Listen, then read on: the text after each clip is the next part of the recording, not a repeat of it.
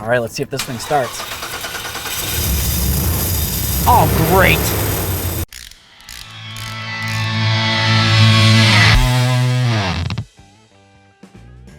Hey friends, it's Len here from 1A Auto. So we just went to start up our truck, and what we happened to hear as soon as the truck started was a loud grinding noise coming from underneath the hood.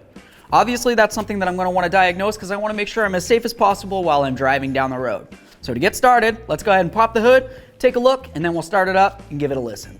So now one of the first things I want to do under the hood without the engine running is just quickly inspect around all my pulleys and of course my belt routing system just to make sure that there isn't any debris or anything caught inside or around the pulleys/belt.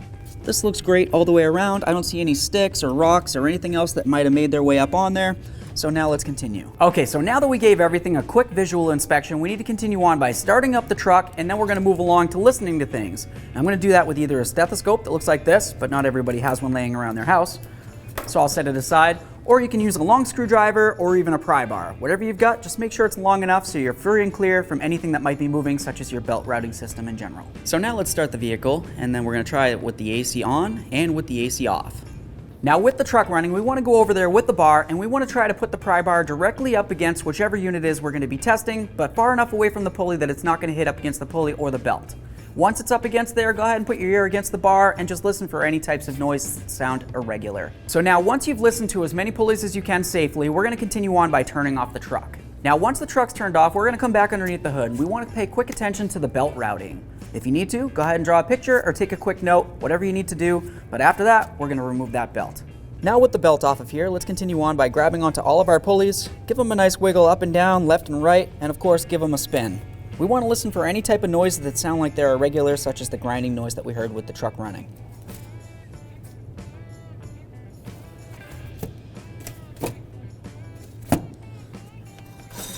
Ooh. Well, we definitely confirmed that this is definitely an issue. Okay, so at this point, we've definitely confirmed that the AC compressor is the issue. There's gonna be clutches that are supposed to be involved with this, and they typically go bad. That's what's generally gonna cause this grinding noise, especially when the truck is running, obviously. Since we have the belt off there, we wanna take a quick inspection of this as well, because we checked all the pulleys, we wanted to make sure that none of those are bad. That's gonna be very important, because who wants to replace the AC compressor and not know that they have something else wrong with one of their other pulleys, or even their belt?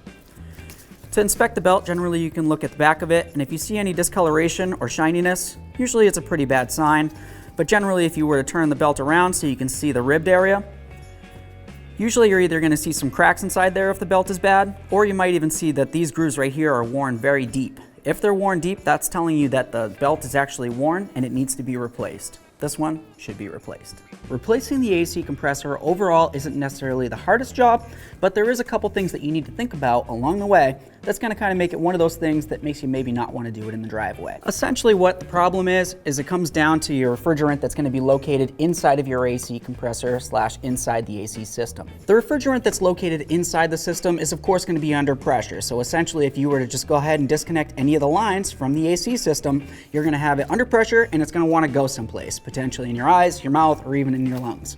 Aside from that, not just on you, it's going to eventually make its way up and into the atmosphere, which of course could cause an issue with the ozone layer and of course contribute to global warming. And not to mention that it's actually illegal to evacuate your AC system into the atmosphere. Now with that said, obviously to be able to service your AC system, you're going to need to have some sort of machine that's going to be able to evacuate the refrigerant that's inside the system and then of course replace it once the service is done.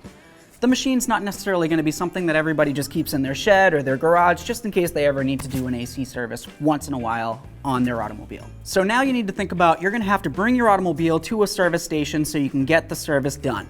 Now essentially if you were to ask around a couple different places, you're probably going to get a couple different quotes on that, and some are going to range from low to maybe even some high. Now common reasons why you might find that you have a higher quote at some service stations as opposed to some others might generally come down to there's a lot of other things inside your AC system that maybe those stations want to replace, and it's probably a good idea. Now the reasons why you'd probably want to replace a couple other things and not just the AC compressor on this particular issue is because of that grinding noise. If of course there's grinding noises that are coming from the AC compressor, there could also be contaminants that are floating around inside the AC system. Now as part of the AC system, there's going to be a couple different areas that act almost as though they're a filter of some sort. You're going to have an orifice tube on most systems, and that basically is like this little itty bitty tube that has a whole bunch of little screens on it that's supposed to filter out any type of debris that might be inside the system. If, of course, there's too much debris because something happened inside of your compressor and it's causing this issue, if it floats around, makes its way to that orifice tube and clogs it up, you're going to be building up too much pressure inside of your system, and of course you're going to overheat the system and probably overheat your brand new AC compressor as well.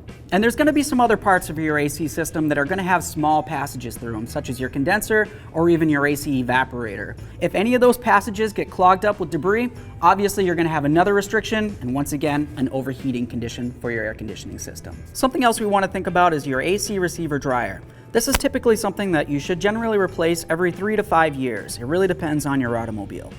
Typically what happens with these is, of course, if any contaminants get inside there, or if the drying agent that's inside here isn't actually accumulate the condensation the way that it's supposed to, it's going to cause a major issue with your AC system. So if you know that you're having an issue and you know that you have contaminants inside your AC system, it really makes sense to replace your AC receiver dryer as well.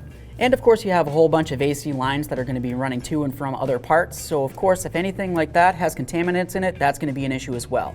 Typically you can go ahead and try to flush out your AC lines if you have a special flushing system for that, but overall if you have something that looks like this, it's more than likely just going to have to be replaced. Okay, so that's a short list of a lot of things that you're going to have to replace with your AC system, assuming that you have some kind of contaminant in there. Overall, if you have an older vehicle and you're not necessarily worried about having air conditioning, you could just go ahead and get rid of all this, put in a bypass pulley, and essentially that's going to make it so now you don't have any air conditioning, but you also won't have any grind noise coming from your AC compressor. And if you're the type of person that really cares about your air conditioning, obviously you're going to want to try to do this right. Just replacing the compressor without replacing anything else, it might work for a little while, and good for you if it does, but it might not last for very long.